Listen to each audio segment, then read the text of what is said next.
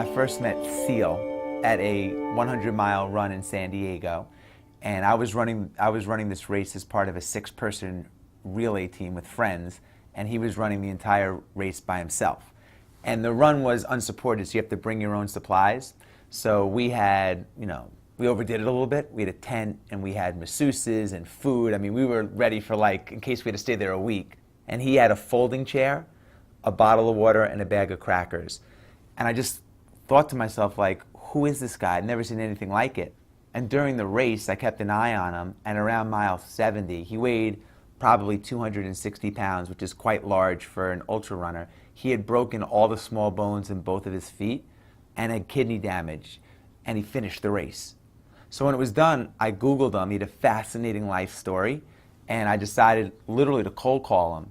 And I flew out and met with him, and after sitting with him for a couple of minutes, I realized that I could learn so much from a guy like this and what makes him tick, and various buckets in my life would be so much better if a little bit of what he had rubbed off on me. I asked him to come live with my family and I for a month.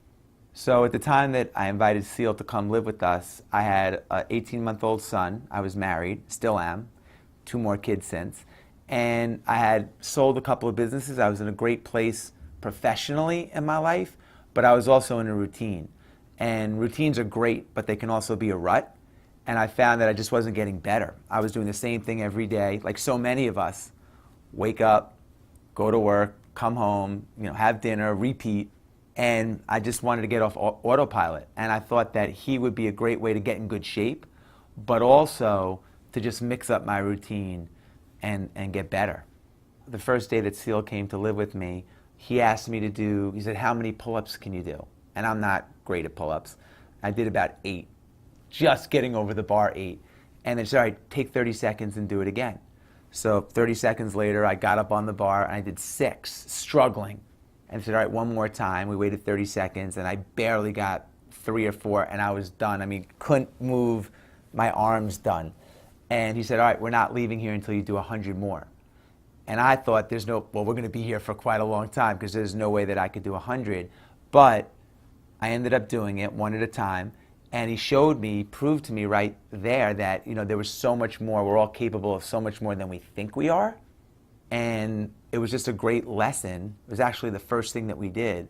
It was just a great lesson in we have so much more in our reserve tank than we think we do. One of the things that Seal said to me, and it's in the book, and one thing that people have said that really resonated with them, he would say that when your mind is telling you you're done, you're really only 40% done. And he had a motto, if it doesn't suck, we don't do it. And that was his way of every day forcing us to get uncomfortable, to figure out what our baseline was and what our comfort level was, and just, turning it upside down. The 40% rule, maybe it's give or take a little, but look at a marathon. Most people hit the wall at a marathon at mile anywhere from 16 to 20. And 99% of the people in this country that run marathons finish, and they all, predominantly all of them, go through this, hit the wall. So where does that extra 50 or 60% or whatever the number is come from? I mean, it's their brain saying, I'm done, I don't want to continue, but their will saying, you know what, let me get to the finish line. So we all have that will.